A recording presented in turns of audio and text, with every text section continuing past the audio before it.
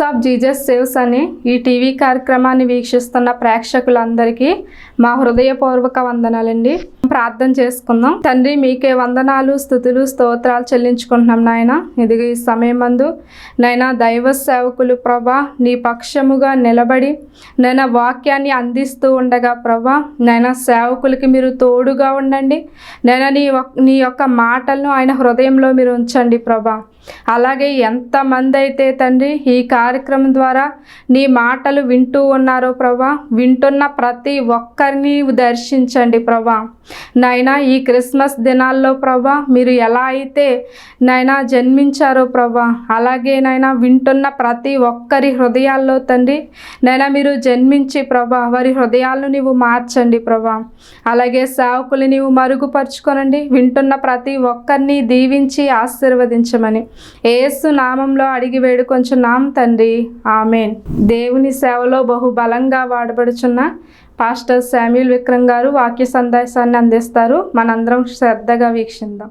మన ప్రభువును రక్షకుడైన యేసుక్రీస్తు ప్రశస్తమైన నామంలో మీ అందరికీ వందనాలు తెలియజేస్తూ ఉన్నాను. లూకా సువార్త 2వ అధ్యాయం 7వ వచనాన్ని మనం చదువుకుని వాక్య పరిచర్యలోనికి వెళ్దాం. తన తొలిచూలు కుమారుని కని పొత్తిగుడ్డలతో చుట్టి సత్రంలో వారికి స్థలము లేనందున ఆయనను పశువుల తొట్టెలో పరుండబెట్టెను. యేసుక్రీస్తు వారిని గర్భము ధరించినటువంటి మరియ, అలాగే తనకు భర్తగా ఆమెను ప్రదానము చేసుకున్నటువంటి యోసేపు గలిలయ రాష్ట్రంలోని నజరేతు అనే గ్రామం నుండి ప్రజా సంఖ్యలో రాయబడడానికి బెత్లెహేము గ్రామానికి వచ్చినప్పటికీ ఆమె ప్రసవ దినములు నిండి ఆమెకు పురిటి నొప్పులు వస్తూ ఉన్న సమయంలో ఆ సత్రములో వారికి స్థలము దొరకలేదు అన్న విషయాన్ని మనము గ్రహించాలి. అంటే మాకు స్థలం ఇవ్వండి అన్నప్పుడు వారు మీకు స్థలము లేదు అని వారికి స్థలం ఇవ్వలేనట్లుగా మనం చూస్తూ ఉన్నాం.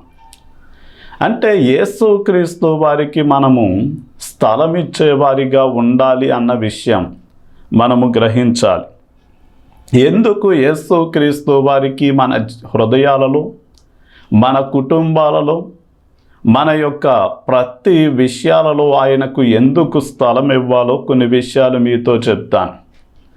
అంటే కలిగి ఉన్నది ఏదియు కూడా ఆయన లేకుండా కలగలేదు అన్న సత్యం మనము గ్రహిస్తే ఆకాశమందున్నవి అనగా సూర్యుడు, చంద్రుడు, నక్షత్రాలు, గ్రహాలు, అలాగే భూమి మీద ఉన్నటువంటి ప్రతి వృక్షము, 4 కాళ్ళ జంతువులు, పాకే పురుగులు, ఆకాశంలో ఎగిరే పక్షులు సమస్తము కూడా ఆయన ద్వారా సృష్టించబడ్డాయి.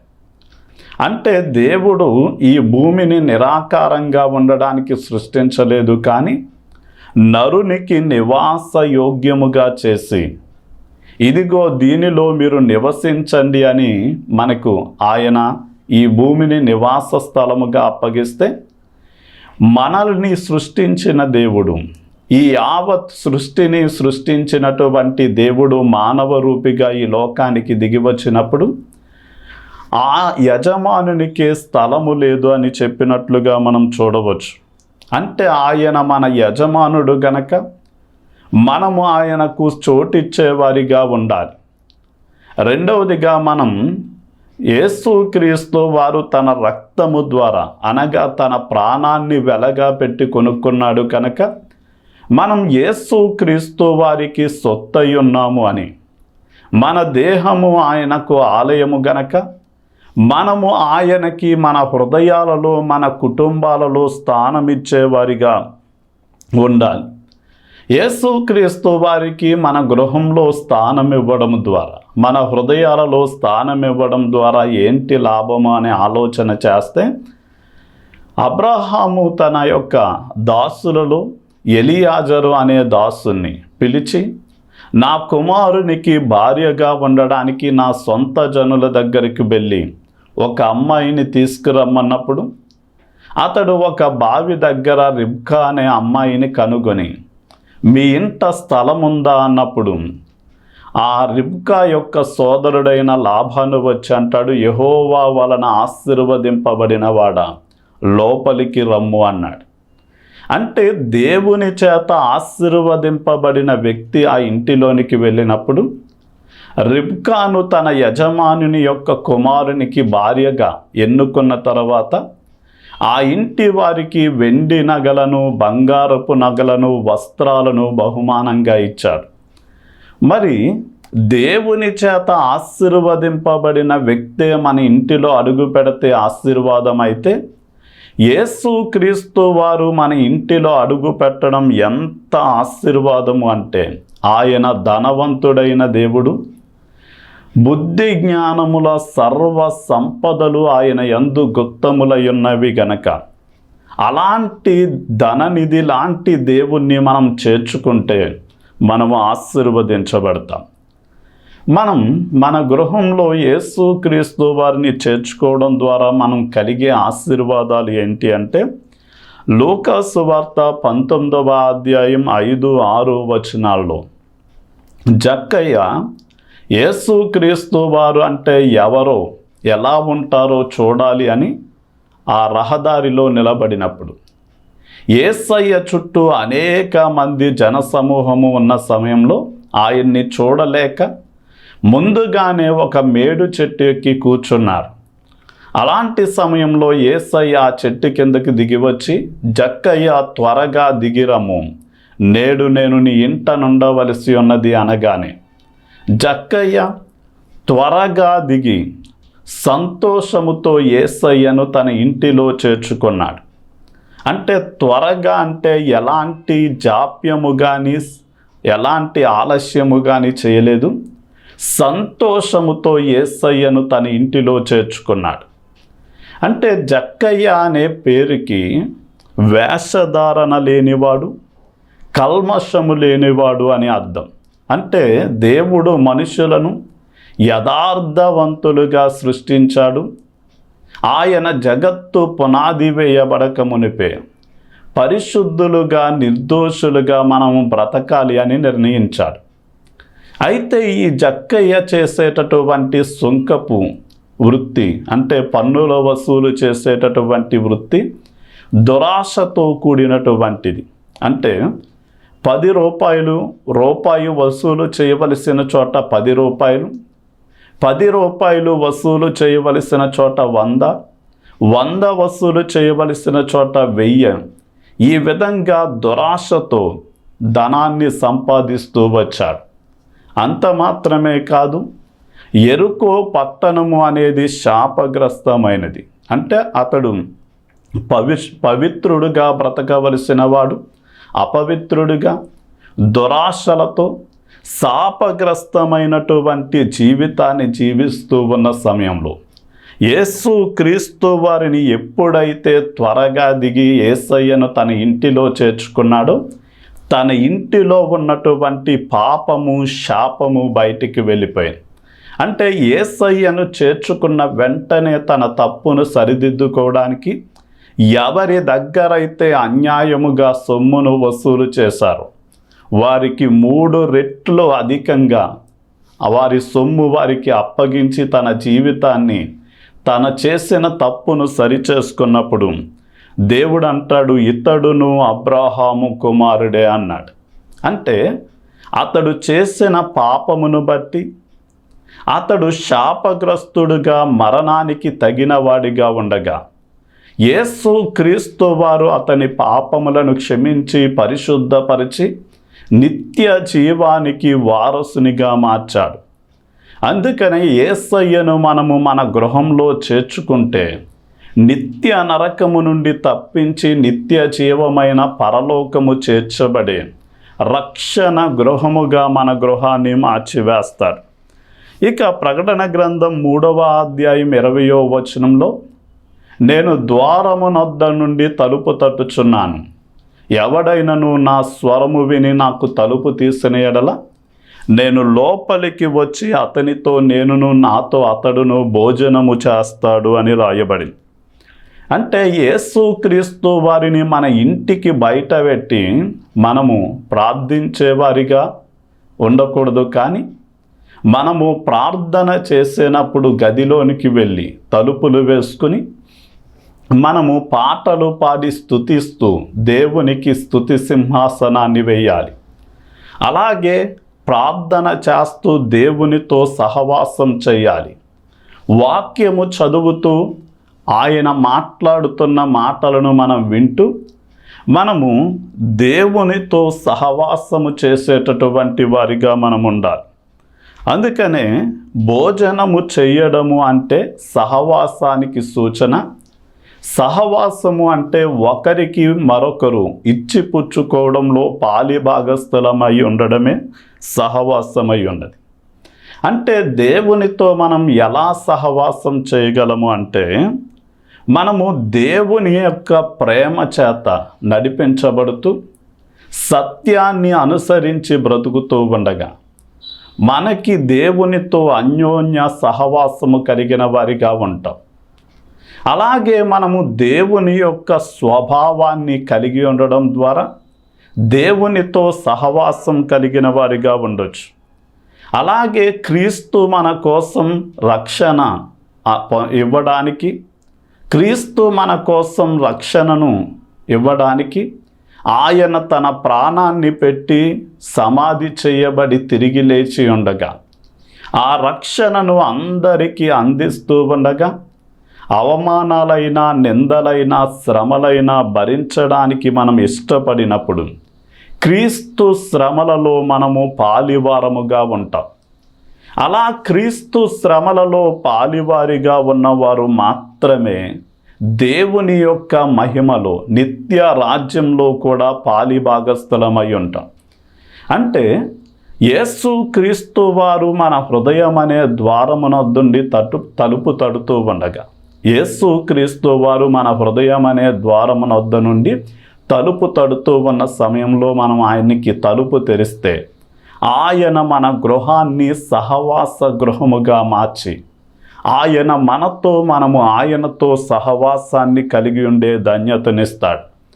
అలాగే మత్తయి సువార్త 9వ అధ్యాయం 24వ వచనాన్ని గనక మనం పరిశీలన చేస్తే, ఒక అధికారి నా కుమార్తె మరణించింది, నీవు వచ్చి ఆమె మీద చేతులుంచితే ఆమె బ్రతుకుతుంది రమ్మని యేసుక్రీస్తు వారిని ఆహ్వానించినటువంటి సమయంలో యేసుక్రీస్తు వారు ఆ ఇంటికి వెళ్ళే సమయానికి అనేక మంది ఏడుస్తూ రోదిస్తూ కన్నీరు కారుస్తూ వారు రోదిస్తూ ఎంతో బాధను వ్యక్తము చేస్తూ ఉన్నారు. అలాంటి సమయంలో యేసయ్య వారితో అంటాడు, నాకు స్థలం ఇయ్యుడి అన్నాడు.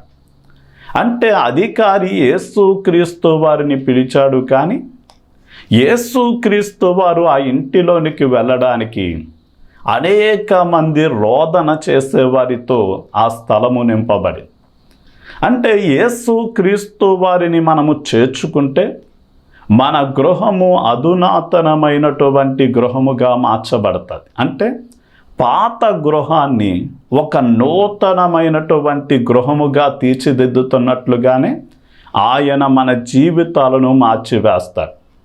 ఆయన గొల్లు చేస్తున్న వారిని చూసి అంటాడు, మీరు ఎందుకు ఏడుస్తూ ఉన్నారు? ఈ చిన్నది చనిపోలేదు, కానీ ఆమె నిద్రపోతుంది, లేస్తుంది అని చెప్పిన వెంటనే వారందరూ కూడా యేసుక్రీస్తు వారి మాటలు విని ఆమె నిద్రపోతుందా లేస్తుందా అని హేళన చేసి నవ్వుకున్నారు. కానీ యేసుక్రీస్తు వారు లోపలికి వెళ్ళి ఆ చిన్నదాని చెయ్యి పట్టుకున్న వెంటనే ఆ చిన్నది బ్రతికింది. బ్రతికినప్పుడు అక్కడున్న దుఃఖము సంతోషముగా మార్చబడింది. అక్కడ ఉన్నటువంటి ఏడ్పు యొక్క స్వరాలు ఆనంద స్వరాలుగా మార్చబడ్డాయి. అక్కడ ఉన్నటువంటి దుఃఖముతో కూడినటువంటి వాయిద్య శబ్దాలు ఆనంద సంతోషముతో కూడిన శబ్దాలుగా మార్చబడ్డాయి. అంటే యేసుక్రీస్తు వారికి మన హృదయంలో మన గృహంలో చోటిస్తే గనక మన హృదయంలో ఉన్న దుఃఖాన్ని తొలగించి సంతోషాన్ని ఇస్తాడు. అనుభవాన్ని తొలగించి మధురంగా మారుస్తాడు. మన శాపగ్రస్తమైన జీవితాలను దీవెనకరంగా మారుస్తాడు. ఏమీ లేని శూన్యముగా ఉన్న బ్రతుకులను సమస్తము కలిగినటువంటి జీవితాలుగా ఆయన మార్చగలిగిన సమర్థుడు.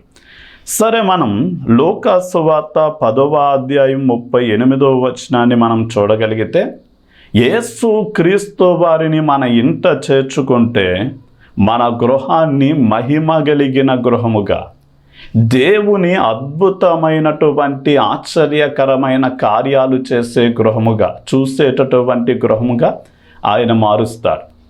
ఉదాహరణకి యేసు క్రీస్తు వారు ఆ గ్రామము గుండా వెళ్తూ ఉన్న సమయంలో యేసు క్రీస్తు వారిని ఎవ్వరూ కూడా చేర్చుకోలేదు.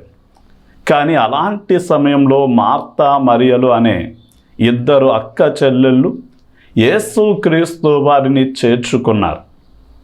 చేర్చుకున్న తర్వాత యేసు క్రీస్తు వారికి, మార్తా మరియకు వారి తమ్ముడైనటువంటి లాజరుకి చాలా మంచి స్నేహము, సంబంధ బాంధవ్యాలు కలిగి ఉన్నారు. అయితే కొన్ని దినాలకి ఈ మార్తా మరియల యొక్క సోదరుడైన లాజరు మంచము పట్టి రోగముతో ఉన్న సమయంలో మార్తా మరియలు యేసయ్యకు కబురు పంపించారు, మా తమ్ముడు రోగముతో మంచం మీద పడి ఉన్నాడు, నీవు వచ్చి బాగు చేయవలసిందిగా కోరుచున్నామని వర్తమానము పంపించిన సమయంలో యేసు క్రీస్తు వారు రావడం ఆలస్యమయ్యేసరికి అతడు చనిపోయాడు, సమాధి చేయబడ్డాడు. 3 దినములైపోయి. ఇప్పుడు యేసు క్రీస్తు వారు వచ్చే సమయానికి మార్తా పరిగెత్తుకుంటా యేసయ్య దగ్గరికి వచ్చి, యేసయ్య, నీవు గనక ఇక్కడ ఉండి ఉంటే నా సోదరుడు లాజరు మరణించేవాడు కాదు అని చెప్పింది. అని మరొక మాట అంటది, అయినను నీవు తండ్రిని ఏమి అడిగినా తండ్రి నీకు ఇస్తాడని నాకు తెలుసు అన్నప్పుడు వెంటనే యేసయ్య మార్తతో అంటాడు, మార్తా, నీ సోదరుడు బ్రతుకుతాడని నీకు తెలుసా అంటే, అవును తెలుసు నాకు. నీవు మరలా 2వసారి మధ్యాకాశానికి వచ్చినప్పుడు ముందుగా చనిపోయిన ఆత్మలు మహిమ దేహాన్ని ధరించుకుని మధ్యాకాశానికి వస్తాయి అని, ఆ తర్వాత సజీవంగా నిలిచి ఉన్నవారు కూడా మహిమ శరీరాలు ధరించుకుని మధ్యాకాశానికి వస్తారని, నీవు 2వసారి మధ్యాకాశానికి వచ్చినప్పుడు మృతులు లేస్తారని నాకు తెలుసు అంది. అప్పుడు యేసయ్య అంటాడు, నమ్మితే నీవు దేవుని మహిమను చూస్తావు, నీ సోదరుడు ఇప్పుడే బ్రతుకుతాడు అని చెప్పి ఆ సమాధి దగ్గరికి వెళ్ళి రాయి తొలగించమని చెప్పిన వెంటనే మార్తా అంటది, అయ్యా, ఇతడు చనిపోయి సమాధి చేయబడి 3 దినములు పూర్తయింది, అతని శరీరము కంపు కొడుతుంది అని చెప్పినప్పుడు మార్తా, నమ్మితే దేవుని మహిమను చూస్తావని చెప్పాను కదా, నీవు ఊరకనే ఉండు అని లాజరు బయటికి రమ్మని చెప్పిన వెంటనే చనిపోయిన లాజరు సజీవముగా బయటికి రావడం మనము చూస్తాం. అంటే యేసు క్రీస్తు వారిని మార్తా మరియల వలె ఎవరైతే చేర్చుకుంటారో అలాంటి వారు దేవుని మహిమ కలిగినటువంటి కార్యాలను వారి జీవితాలలో చూస్తారు. ఇక యేసు క్రీస్తు వారిని మన యొక్క నివాసంలో చేర్చుకుంటే మన గృహము పరమానంద గృహముగా మార్చబడతాయి. ఉదాహరణకి లూకా సువార్త 2వ అధ్యాయం 7వ వచనంలో, సత్రంలో స్థలము లేనందున మరియా తన తొలుచూలు కుమారుని కని పొత్తిగుడ్డలతో చుట్టి సత్రంలో స్థలము లేనందున ఆయనను పశువుల తొట్టులో పరుండబెట్టింది. అంటే మనం పశువుల సాలలో పశువులు ఉంటాయి అని తెలుసు, కానీ ఈ రోజున మనుషులే మృగాలుగా, పశుప్రాయులుగా జీవిస్తున్నటువంటి సమాజంలో మనమున్నాం. అందుకనే ఎక్కడైనా ఏదైనా చిన్నపిల్లల మీద అత్యాచారం చేసి చంపేసినప్పుడు టీవీలలో చెప్పే మాట ఏంటి అంటే, మృగాలు రెచ్చిపోయారు అని రాస్తూ ఉన్నారు. అంటే మానవుణ్ణి మృగంతో, పశువుతో పోల్చడానికి గల కారణం ఏంటి అంటే, వారికి మంచికి చెడ్డకి మధ్య వివేచన లేని మనుషులు మనుషులు కాదు కానీ పశువులు మృగాలతోనే సమానం. అందుకనే యేసుక్రీస్తు వారికి ఆ సత్రంలో స్థలం ఇవ్వలేనటువంటి మనుషులు, వారు మానవత్వము కలిగిన వారుగా ఉండకపోవచ్చు, వాళ్ళు పశుప్రాయులుగానే ఉండొచ్చు. కానీ యేసుక్రీస్తు వారి యొక్క తల్లి అయిన మరియ పురిటి నొప్పులతో ఆ పశువుల శాలలోనికి వెళ్ళినప్పుడు పశువులు ఆమెకు యేసుక్రీస్తు వారికి చోటిచ్చాయి. మనం పశువుల శాలలో ఏముంటాయి అని గ్రహిస్తే క్రిమికీటకాలు లాంటివి సంచారము చేస్తాయి. అంటే ఈ క్రిమికీటకాలు మనం అపవిత్రాత్మలతో పోల్చవచ్చు. ఇక పశువుల శాలలో ఏముంటుంది అంటే పేడ రొచ్చుతో నింపబడి ఉంటుంది. అంటే ఎవరైతే క్రిమికీటకాల వంటి అపవిత్రాత్మల చేత నడిపించబడుతూ ఉన్నారో అలాంటి వారి బ్రతుకులు అపవిత్రంగానే ఉంటాయి. అలాంటి వారు చేసే క్రియలు ఎలా ఉంటాయి అంటే అక్కడ దుర్వాసన ఉన్నట్లుగానే వారు చెడ్డ క్రియలను చేసేవారిగా ఉంటారు. కానీ యేసుక్రీస్తు వారు ఆ పశువుల శాలలో జన్మించిన సమయంలో ఆ పశువుల శాల ఎలా మార్చబడింది అంటే మనం యేసుక్రీస్తు వారి రక్తము చేత ఏ వ్యక్తి అయితే కడగబడుతున్నాడో అలాంటి వారిలోనికి పరిశుద్ధాత్మ దేవుడు అడుగు పెడతాడు. అలాంటి వారిలో ఉన్న రొచ్చు పేడ లాంటి అపవిత్రతను తొలగిస్తాడు. అలాంటి వారిలో అప్పటి వరకు ఏలుబడి చేసిన అపవిత్రాత్మలను ఆయన పారద్రోలి వారు సువాసన భరితమైన మంచి క్రియలను చేసేవారిగా వారి జీవితాన్ని మార్చివేస్తాడు. అంటే పశుప్రాయులు లాంటి వ్యక్తులు యేసయ్యకు చోటిస్తే వారిలో ఉన్న అపవిత్రాత్మలను త్రోలివేసి వారిలో ఉన్న అపవిత్రతను కడిగివేసి వారిని మంచి కార్యములను చేసే దేవుని ఆత్మ కలిగిన వారిగా, పరిశుద్ధత కలిగిన వారిగా, దేవుని కోసం మంచి కార్యములను చేసేవారిగా ఆయన మార్చివేస్తాడు గనక అలా చోటిచ్చినటువంటి వారి యొక్క జీవితాలు, గృహాలు పరమానందమైనటువంటి గృహాలుగా ఉంటాయి. ఈ రోజున యేసుక్రీస్తు వారు భూమి మీద జీవించిన సమయంలో ఆకాశ పక్షులకు గూళ్ళున్నాయి, నక్కలకు బొరియలున్నాయి, కానీ మనుష్య కుమారుడనైనా నేను తలవాల్చుకోవడానికైనా నాకు చోటు లేదు అన్నాడు. అంటే ఈ రోజున మనం చాలా జాగ్రత్తగా ఆలోచన చేస్తే ఆయనకు కనీసం 2 సెంట్లు స్థలము, ఒక పూరిల్లైనా లేక బాధపడుతున్నాడంటే అది కాదు. కానీ సర్వాన్ని సృష్టించినటువంటి సృష్టికర్త అయినటువంటి యేసుక్రీస్తు వారు, అలాంటి దేవుడు ఈ లోకానికి దిగి వస్తే మానవులు తమ యొక్క హృదయాలలో ఆయనకు చోటివ్వలేదు అని ఆయన బాధతో, ఆక్రందనతో మాట్లాడినటువంటి మాటలుగా మనం వాటిని గుర్తించవచ్చు. అంటే ఈ రోజున సత్రములో ఆయనకు స్థలము లేదు అంటే సత్రంలో ఉన్న మనుషులు, అంటే ఆ సత్రము ఎలాంటి మనుషులతో నింపబడుతుంది అంటే ఈ రోజున మనుషులు ఎలాంటి విషయాలతో నింపబడి యేసయ్యకు చోటిస్తలేదు అంటే ఒక వ్యక్తి అంటాడు, నా ప్రాణమా తిను తాగు సుఖించు, సంవత్సరాలు గడిచిన తరగనటువంటి ఆస్తిని నీ కోసం నేను సమకూర్చాను అని, తిను త్రాగు అని అతడు మాట్లాడతాడు. అంటే ఈ రోజున సత్రము లాంటి మానవుని యొక్క హృదయం ఆహార పదార్థాలతో నింపుకుంటూ ఉన్నారు, మద్యముతో నింపుకుంటూ ఉన్నారు, వ్యర్థమైనటువంటి సహవాసాలతో నింపుకుంటూ ఉన్నారు, సుఖభోగాలతో నింపుకుంటున్నారు, ఇంకా అనేక విషయాల చేత వారి దేహాన్ని నింపుకొని యేసయ్యకు ఏ మాత్రము కూడా చోటిచ్చేవారిగా వారు ఉండట్లేదు. కానీ యేసయ్య యజమానుడు తన ప్రాణాన్ని వెలగా పెట్టి కొనుక్కున్నటువంటి దేవుడు గనక ఆయనకు చోటివ్వకపోవడం ఎంత ప్రమాదం అంటే చిన్న విషయాన్ని. యేసుక్రీస్తు వారు అంటారు, మిమ్మల్ని ఎవరైనా చేర్చుకోకపోతే మీ పాదధూళిని దులిపివేయండి, అప్పుడు వారి గతి సొదొమ గొమొర్రా పట్టణాల గతి కంటే వారి గతి దారుణముగా ఉంటుంది అన్నాడు. అంటే యేసయ్యను నమ్మిన సేవకులను చేర్చుకోకపోవడమే అంత ప్రమాదమైతే, ఈ సర్వ సృష్టిని కలిగించి ఈ భూమిని నివాసయోగ్యంగా మనకిచ్చి